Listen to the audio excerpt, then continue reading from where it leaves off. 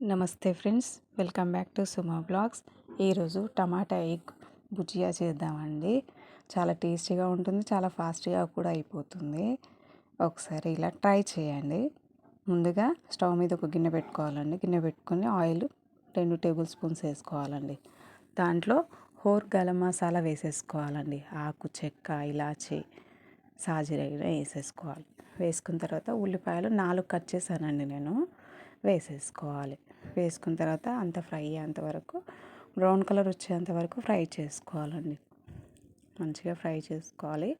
Fry చేసుకున్న తర్వాత దాంట్లోకి కరివేపాకు వేసుకోవాలండి. కరివేపాకు వేసేసుకొని అంతా కలుపుకోవాలి. మంచిగా కలుపుకోవాలి. ఇలా బ్రౌన్ కలర్ రావాలన్నమాట. అంతా ఇలా బ్రౌన్ కలర్ వచ్చిన తర్వాత అల్లం వెల్లుల్లి పేస్ట్ వేసుకోవాలి. అల్లం వెల్లుల్లి పేస్ట్ వేసేసుకొని అంతా కలుపుకోవాలి. తర్వాత దీంట్లోకి టమాటాలండి, నేను 5 వేసాను గ్రేవీ కోసమని. ఇలా వేసుకోవాలి. కట్ చేసుకొని చిన్న చిన్నగా కట్ చేసుకోవాలి. తొందరగా అవుతుంది చిన్నగా కట్ చేసుకుంటే. ఏంటంటే సాల్ట్ వేసుకున్నాం అనుకోండి, సరిపడినంత సాల్ట్ వేసుకుంటే తొందరగా టమాటా ఉడికిపోతుంది అనమాట. సరిపడినంత పసుపు వేసుకోవాలి. పసుపు వేసేసుకొని అంతా కలుపుకోవాలండి. కారం వేయకూడదు, కారం వేస్తే టమాటా ఉడకదండి. ఈ టమాటా అంతా ఇట్లా స్మాష్ చేసుకోవాలి. స్పూన్ తోటే కలుపుకుంటూ మొత్తం స్మాష్ చేసుకోవాలి. తర్వాత కారం వేసుకోవాలండి. ఇలా కారం వేసేసుకొని కలుపుకోవాలి అంతా. ఇలా కలుపుకున్న తర్వాత ఒక 5 మినిట్స్ ఇలా కలిపేసుకోవాలి. అంతా ఇలా స్మాష్ అయిపోతుంది. తర్వాత కొద్దిగా గరం మసాలా వేసుకోవాలండి. గరం మసాలా, కొద్దిగా ధనియాల పొడి, నేను 2 కలిపి వేసాను అనమాట.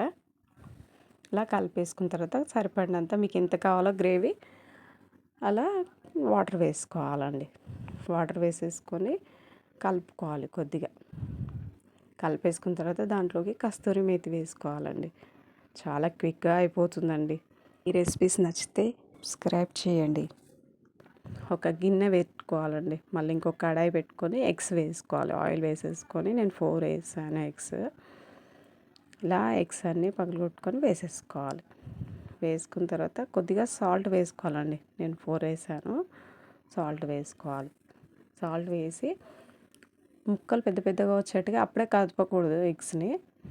ఇలా కొద్దిగా వేడైన తర్వాత అంతా కలిపేసుకోవాలి. ఇలా పెద్ద పెద్దగా రావాలండి. ఇలా చేసుకున్న తర్వాత మన ముందే కర్రీ ఉంది కదా పక్కన స్టవ్ మీద, ఈ కర్రీ తర్వాత కొత్తిమీర, పచ్చిమిర్చి వేసేసుకోవాలి. వేసేసుకొని అంతా కలుపుకోవాలన్నమాట. అంతా కలిపేసుకొని ఈ ఎగ్ వేసుకున్నాం కదా, ఈ ఎగ్ వేసుకుంది దీంట్లోకి వేసేసేయాలండి. వేసేసి అంతా కలిపేసుకోవాలి. ఇలా కలిపేసుకున్న తర్వాత చూడండి ఎంత టేస్టీగా ఉంటుందండి. ఒకసారి రెసిపీ ట్రై చేయండి.